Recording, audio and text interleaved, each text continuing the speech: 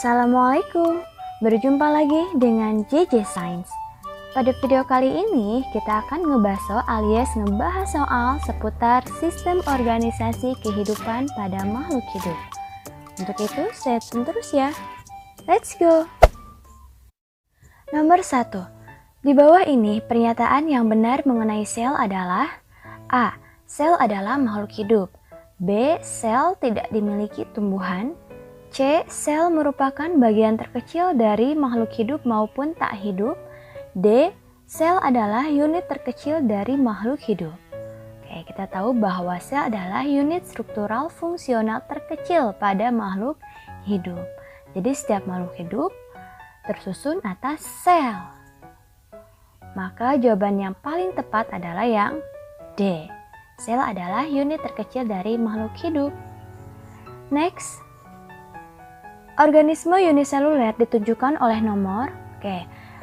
Organisme itu berdasarkan jumlah selnya dibedakan menjadi dua ya. Ada uniseluler bersel satu dan multiseluler bersel banyak.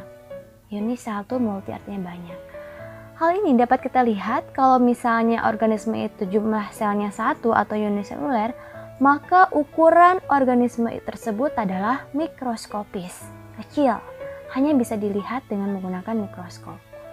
Semakin besar organisme tersebut, maka jumlah selnya semakin banyak atau multiseluler. Nah, di sini itu yang termasuk bersel satu yang mana nih? Kita lihat. Paramecium, ya, termasuk protozoa ya, protista mirip hewan. Amuba juga sama uniseluler. Hidra, nah untuk hidra ini masuk ke multiseluler. Euglena juga uni, Spirogyra juga uni. Maka jawaban yang tepat berarti yang ada angka 3-nya itu salah ya. Maka jawabannya yang B, 1, 2, dan 4. Next, kumpulan dari sel yang memiliki bentuk, struktur, dan fungsi yang sama kemudian bergabung membentuk, nah ini, kumpulan sel, maka akan membentuk jaringan. Kita ambil contohnya jaringan darah, maka terbentuk dari sel-sel darah. Sel darah merah, sel darah putih, keping-keping darah, dan juga plasma darah. Next, urutan sistem dalam organisme dimulai dari yang paling rendah sampai yang paling tinggi yaitu, nah ini ya, tingkatan organisasi kehidupan. Berarti apa? Sel, jaringan, organ, sistem organ, organisme. Sel-sel yang memiliki bentuk yang serupa berkumpul bersama dan menjalankan satu fungsi yang sama, maka akan membentuk jaringan. Contohnya, kumpulan dari sel-sel otot, maka akan membentuk jaringan otot yang berfungsi untuk menggerakkan tubuh. Jaringan-jaringan yang berbeda kemudian akan menyusun suatu organ yang memiliki fungsi tertentu. Contohnya organ jantung, tersusun atas jaringan darah, jaringan otot, jaringan saraf, jaringan epitel yang bekerja sama berperan untuk memompa darah. Organ-organ yang berbeda yang bekerja bersama-sama akan membentuk sistem organ. Kumpulan dari sistem organ maka akan membentuk organisme. Nah itu ya, jadi tingkat terendah itu sel, jaringan, organ, sistem organ, sampai organisme. Next. Setiap sel mempunyai 3 komponen utama, yaitu, nah kita lihat gambar berikut ini. Komponen utama dari sel itu yang paling terluar adalah membran sel atau membran plasma atau juga pelindung luar. Bagian yang kedua itu adalah sitoplasma. Nah, daerah sitoplasma itu daerah di mana terdapat organel-organel sel. Dan juga yang ketiga itu adalah inti sel yang berisi kromosom, berisi materi genetik yang berperan untuk mengendalikan aktivitas sel. Maka jawabannya yaitu yang B ya. Next, bagian sel yang berperan untuk mengatur kegiatan sel dengan cara mengendalikan fungsi gen adalah A. Membran sel. Nah ini kalau membran sel bukan ya, fungsinya untuk melindungi bagian dalam sel sebagai membran tempat keluar masuknya zat. Ribosom ini sintesis protein, vakuola untuk menyimpan cadangan makanan. Nah, ini dia nukleus yang berperan sebagai pengendali aktivitas sel. Maksudnya bagaimana? Oke, kita ambil contoh. Nukleus itu menyimpan informasi genetik dalam bentuk DNA, kromosom. Inilah kenapa setiap organisme itu bervariasi. Misalnya manusia aja ada yang rambutnya hitam, ada yang rambutnya pirang, ada yang ikal, ada yang lurus. Lalu juga mengontrol pertumbuhan dan pembelahan sel. Nah ini, kapan seorang tumbuh tinggi, kapan misalnya selnya harus mengalami pembelahan. Simpelnya pada saat kalian misalnya teriris, tergores di tangan luka, maka sel-sel kulit yang ada di tangan, sel-sel darah akan menutup luka.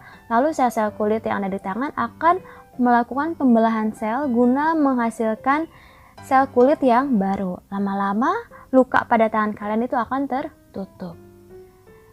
Memproduksi ribosom, memproduksi RNA, mengatur metabolisme sel dengan mensintesis berbagai enzim. Nah, banyak ya enzim-enzim dalam tubuh kita yang dihasilkan itu dikendalikan oleh nukleus. Next, bagian sel yang melakukan sintesis protein adalah, nah ini tadi, sintesis artinya pembentukan protein adalah ribosom yang C ya. Jadi protein yang dibentuk itu nantinya ada yang jadi protein struktural, ada yang jadi protein fungsional. Protein struktural itu nanti akan membentuk yang namanya struktur sel. Dapat kalian lihat di sini, di membran sel, membran plasma, ini ada bagian strukturnya tersusun dari protein. Ada glikoprotein, ada protein integral, protein periferal. Nah ini untuk struktur sel itu sendiri, ya. Ada juga protein itu nanti diarahkan oleh siapa nukleus sebagai pengendali aktivitas sel membentuk yang namanya enzim dan hormon. Misalnya tadi hormon pertumbuhan, growth hormone. Hormon ini akan dihasilkan ketika nukleus menginstruksikan. Maka ketika dihasilkan akan ditandai dengan pertumbuhan tinggi suatu organisme. Gitu, ya. Nah, itu adalah protein fungsional, udah memiliki fungsi-fungsi tertentu. Kalau yang A, sentriol, ini adalah pembelahan sel. Mitokondria berfungsi untuk respirasi untuk menghasilkan energi. Lisosom berisi enzim-enzim hidrolitik untuk pencernaan intraseluler. Menghancurkan organ-organ sel yang udah tua atau yang udah rusak. Atau juga zat asingnya. Next, organel sel yang ditunjukkan oleh huruf M berfungsi sebagai, nah ini data asing lagi bukan?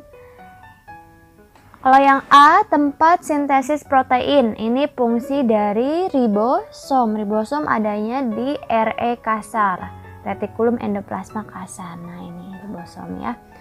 Penyimpan cadangan makanan, nah ini vakuola. Vakuola itu ada pada sel tumbuhan, sedangkan ini di gambar ini adalah sel hewan. C, tempat terjadinya respirasi sel. Nah, ini dia. Fungsi dari mitokondria, organel ditunjuk oleh huruf M. Ingat ya, terjadinya respirasi sel itu di mitokondria. Oksigen juga digunakan untuk pengoksidasi zat makanan. Oksigen digunakan sebagai akseptor elektron terakhir. Jadi, kita nggak bisa makan doang tanpa bernafas. Nggak akan diolah, nggak akan dihasilkan energi. Tapi makanan tersebut dibantu oleh oksigen, hasil pernafasan kita diolah akan menghasilkan energi. Gitu. Satu molekul glukosa menghasilkan 36 ATP. Ya, adenosin trifosfat itu adalah bentuk lain dari energi. Lalu yang D, alat transportasi sel. Ini adalah membran sel ya, jadi bagaimana oksigen dan air masuk ke dalam sel dan zat-zat lainnya, atau misalnya bagaimana yang ada di dalam sel itu keluar, gitu. Hasil dari sintesis protein itu dikeluarkan, itu adalah membran sel. Next, sel-sel tumbuhan lebih kuat dan lebih kaku dibanding sel hewan, karena sel tumbuhan memiliki, nah ini, organel yang hanya dimiliki oleh sel tumbuhan. Masih ingat apa itu? Ya, Dinding sel. Perlu kalian tahu bahwa dinding sel ternyata tersusun atas zat yang namanya selulosa. Zat selulosa ya. Oleh karena itu, kita nggak bisa mencubit tumbuhan sebagaimana kita mencubit hewan. Nah, gitu ya. Kaku gitu. Untuk mempertahankan turgor. Nah, itu adalah A ya, berdinding sel dari selulosa.